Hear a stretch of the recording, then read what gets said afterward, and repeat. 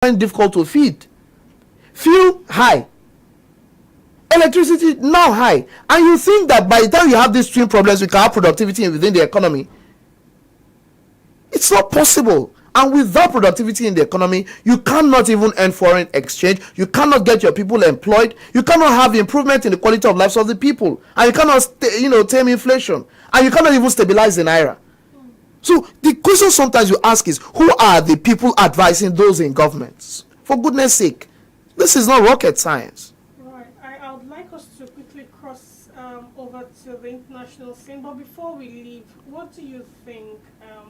I think a general advice, the excessive heat wave that we're experiencing, and promising that there's more to come with the excessive heat wave, and that's what AMINAT is saying. How much sensitization has gone or is going on, and how are they helping people? Because there's a lot of dehydration in the land.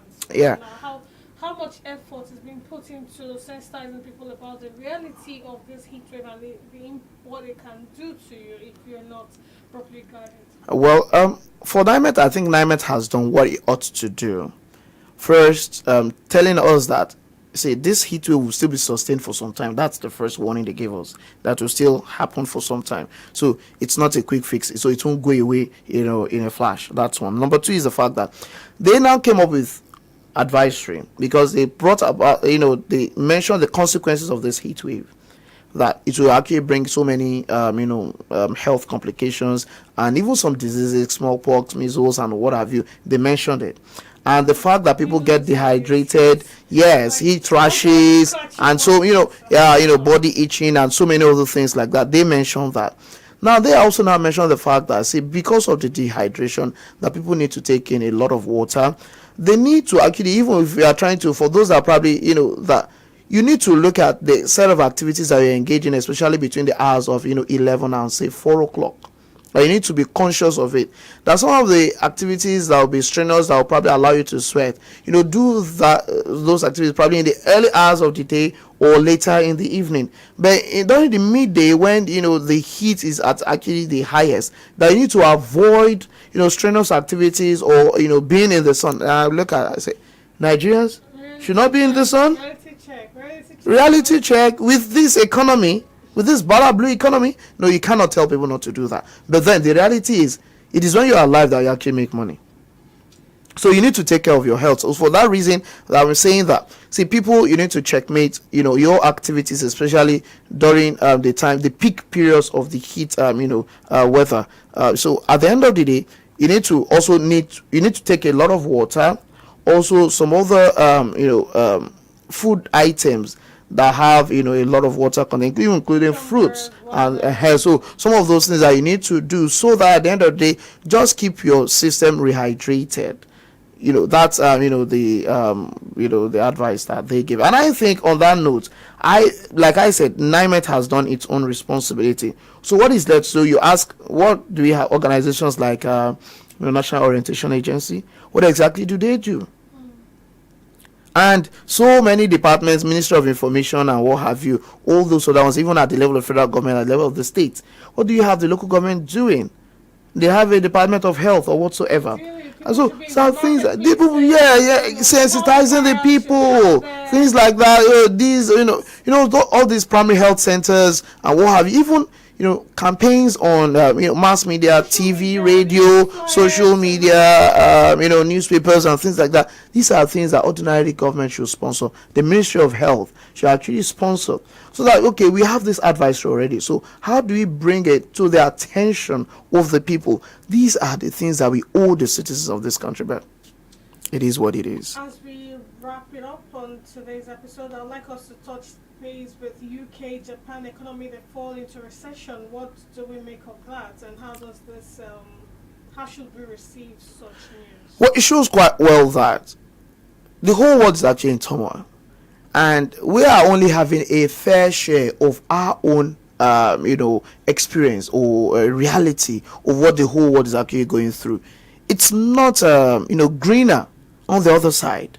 Seriously, ask people that are in the US, in the UK. In fact, that of the UK is very, very terrible, and you see. So it's not a surprise that they are, they have actually fallen into recession. News long coming, because because I mean the reality that I know is different from what people think. Yes, Don't and think that- unfortunately, UK, used to command, the highest number of, immigration from Nigeria. Yeah, so the jackpot. So the jackpot syndrome thing, everybody's running to the UK, and UK is like, the 37th state or of Nigeria. Yeah. So because a lot of people, you get there, you see your fellow countryman, in fact your fellow like an Ijebu person like me, and say, oh my God, only bay, you like, this is the UK. It's every year. You have so many, communities, Nigerian communities in the UK. So it shows us quite well that some of this things, like especially the issue of food inflation, energy inflation, it's a global thing. It's a global challenge that the whole world is battling with. So it's not just Nigeria. So we are not isolated from it. See, if you see the experiences of some other nations, sometimes you even see that sometimes it seems we are even still trying. Let me tell you, even Ghana, if you know how well the citizens are holding their government to the jugular, to say that you guys are actually doing nonsense. Look at what is happening, this and that, the level, how Ghanaians speak, and the way they hold their government, to task. It's the same thing that is happening in different parts of the world. Look at the case of Kenya. Look at how William Ruto is facing opposition left, right, and center. It shows quite well that even South Africa, let me tell you, the case of South Africa that a lot of people don't even know. See, South Africa is one of the countries that with the highest, energy production in terms of gigawatts. They are even doing gigawatt, not megawatts. But the reality is, it has actually become like, the Nigerian situation off and on. And South Africans are asking, wait, is it still the same South Africa that we know? What exactly is going on? So you would see that you're like, oh, so it's not isolated. So sometimes we need to look inwards.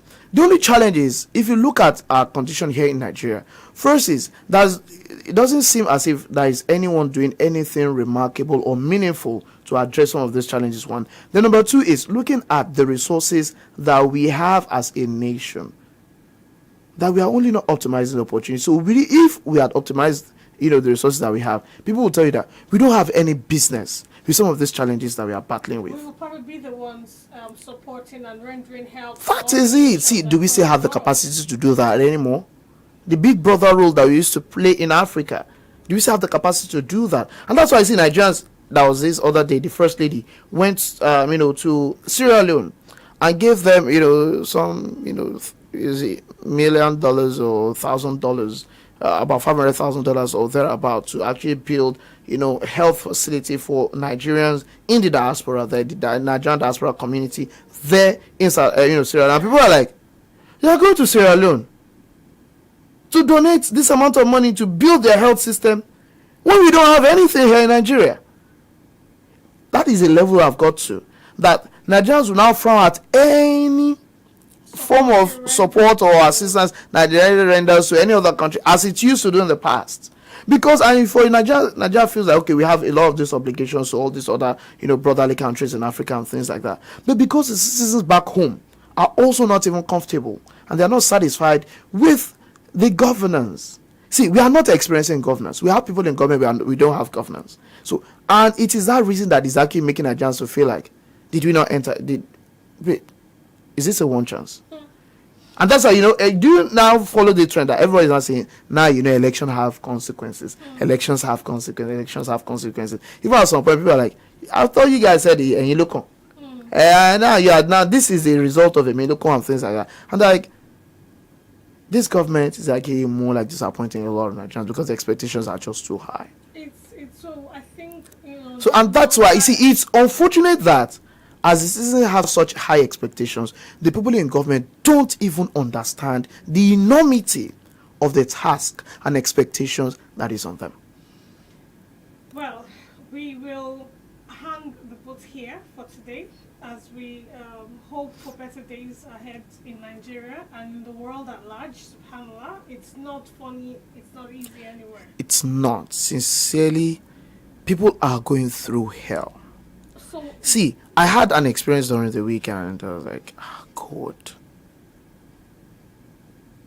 No, it's just, sincerely, I just hope that the people in government understand what the people are going through. And I would repeat here, I will never call for a military takeover. But with what is happening and the experience of the people today, if it happens in Nigeria, Nigerians will jubilate. If they jubilate, it's No, no. See, the thing is, ordinarily, I don't know, I was saying that, you see, let me tell you, it's something that ordinarily should be an anomaly, that Nigerians will pour to the street to defend their votes. But the way it is currently, yes, unfortunately, it's not even a thing to consider. it's not a thing to consider. But see, let me tell you, the way it is, let me tell you, people will tell you that at least probably that will give us a sense of security.